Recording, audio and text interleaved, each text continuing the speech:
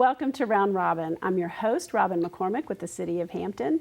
And today, as it is the middle of winter, we are going to talk about a program that helps the homeless, gives them a warm meal and a warm place to spend the night. My guest is Matthew Stearn from HELP. Welcome. Thank you so much for having me. Welcome is appropriate, right? Yeah, absolutely.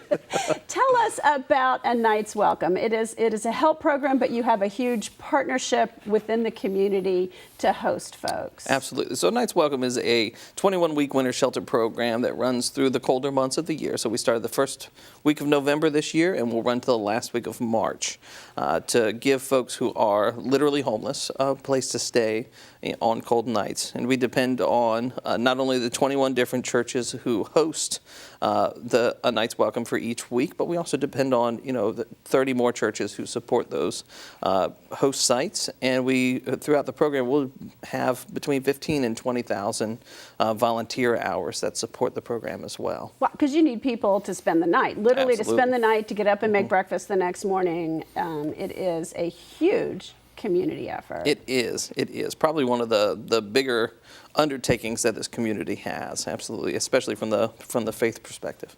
So, well, let's talk about the volunteers and how it's organized first, and then we'll talk about the people that it serves. How does it work? I mean, it's a lot of organization, a lot of commitment. It is a big undertaking. So, I don't think there's any one place in the city currently that can host this shelter program for 21 weeks straight. So each of our churches who are able to host 50 or 60 people a night volunteer their church for a week, work with other churches in the area to make sure that the weeks are fully staffed, that dinners are taken care of, that breakfast is taken care of, that all of the bases are covered. And so if each church can take a week, that doesn't leave any one church with the burden of the whole season. So our goal is to spread out the need and make sure that everybody's doing somewhat of their part to accomplish our goal. And a lot of these churches are sort of clustered. I mean, certainly the downtown churches, A, they're a little bit larger. B, a lot of the homeless are kind of used to being downtown. It's easy for them to get to. But they are spread out. I mean, there are churches beyond the downtown area that do this. They are. We have churches all the way from the Northampton area. We have Ebenezer Baptist at our farthest range up in the Northampton area, up on Temple Farm Road, to Fox Hill Central United Methodist Church, which is all the way down in Grandview. Yeah. So it really runs the distance of Hampton. And you help folks get there if necessary, For right? churches that aren't directly on bus routes, we try very hard to make sure that they have transportation to get there. So obviously, we're saying without having quite said yet, there's a huge need for this. How many people do you have on an average night? And then let's assume some people don't come in if it's mild winter, which is it's Hampton, it's Tidewater. There's a lot of fairly mild nights in the winter, and then when it does get really cold. Yeah. So this year we've already been averaging about 45 a night, between 45 and 50. At least this week is what we're averaging. As it gets colder, that number will increase. As we get closer to our downtown churches, that number will increase as well, just because of the ease of getting to those churches. We have over 150 people fully registered with the program at the moment. So those are folks who we've gathered information on that are going to be staying more than a couple nights. So the average is a little bit higher than it was last year.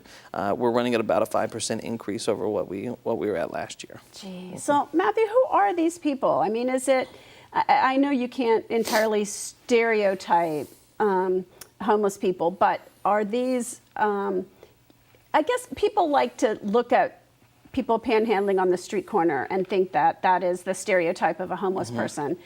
It may not be, right? Well, I think there's no way to stereotype homeless in general, because we have so many different people who are there. I've had over 30 veterans come into our program this year seeking a place to sleep because they were homeless. I have folks who are on fixed incomes with disability. I have people who go to work every day who are coming in to find a place to sleep, just because whatever circumstances have happened in their life have prevented them from a stable lifestyle. Some of the statistics I've read are that medical issues, medical costs, unexpected things that put people out of work and land them with huge bills are one of the big drivers. that battered women are one of the huge drivers, especially if they leave a situation for their own safety. They may leave with no resources, no finances. What are some of the other things that push people into a situation where they can become homeless? Well, even with the strength of our economy now, with the low unemployment rate in not only the city of Hampton, but also statewide and even nationally, it's hard to find job opportunities that provide a living wage. Yes. The cost of housing continues to rise around us, and for folks who are making decent income, that's not a huge problem. It does burden a little bit, but for folks who are making $8 an hour, $10 an hour, and who may not get 40 hours a week, a lot of places aren't giving full-time work. Right, which also means you don't receive benefits, which means Right. the cost of health care goes up. And every little mistake that we might make that doesn't affect us hugely. Say I get a cut, or I get a broken toe, or something of that nature, a small injury. For us, it may not be that big of a deal because we've got access to Neosporin, Band-Aids. If it's bigger, we can go to the hospital.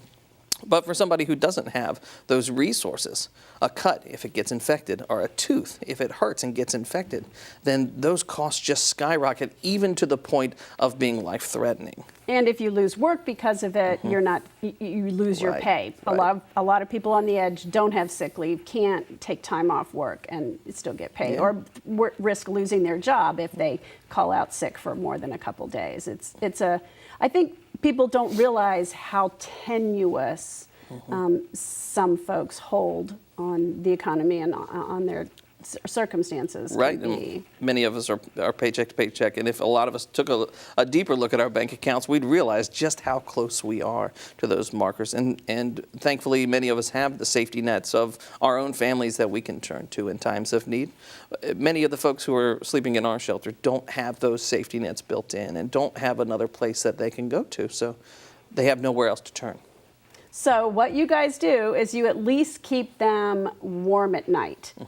During the day, people have places to go. We'll talk about some of your day services in another meeting, but I know a lot of people go to the library. I know people can go to community centers. I know that people, the sun is shining during the day. It tends to warm up. But at night, for people who are sleeping on the streets or under bridges or just don't have a place, it gets cold. There's just no relief. Yeah, and that can, make you more susceptible to becoming ill. You need a warm meal. It can make a huge difference in sustenance. But the other thing it can do is gets them in the door, gets them to talk to you. Absolutely. So our goal is to break down those barriers, those stereotypes that prevent people from communicating with one another. We have a full-time case manager on staff who works with every individual who registers for our program to see what programs that person may be eligible for. Because our goal is not only to house folks overnight and give them a warm place to stay, but to prevent the recurrence of homelessness altogether. So if there's a way that we can prevent folks from having to be in this situation ever again, that's our goal. We would love to be able to work ourselves out of a job. Is that feasible? We'll see. But our absolute vision is that homelessness would not exist here in the city of Hampton. So we're going to work towards that end. I know. When the city started working with trying to get people into stable homes and maybe away from some of the panhandling on the corner, a lady called me and she said, my husband is disabled. He's eligible for disability, but we're too proud to take it. And I'm like, but that program is there for you. Right. They can help you get signed up.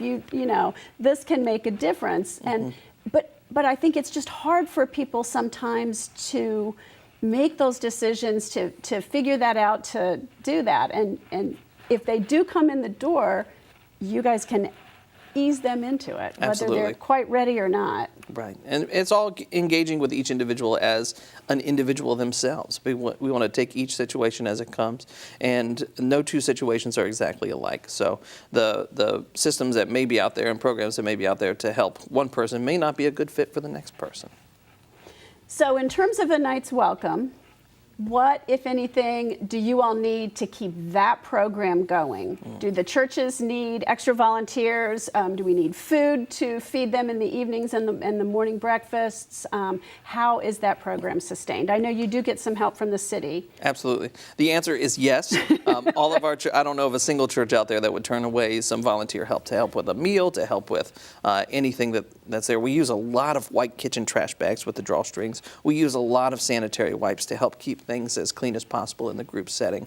But if you have a group or a family that wants to get together and say, hey, we want to help, we would love to hear from you. Because I think a lot of people don't have a home church, don't necessarily go to church, but have a social commitment and want to help in their community. Absolutely. And could volunteer as a group. That's a great idea. We'd be glad to connect them. You could connect them. That's Absolutely. Right. Okay.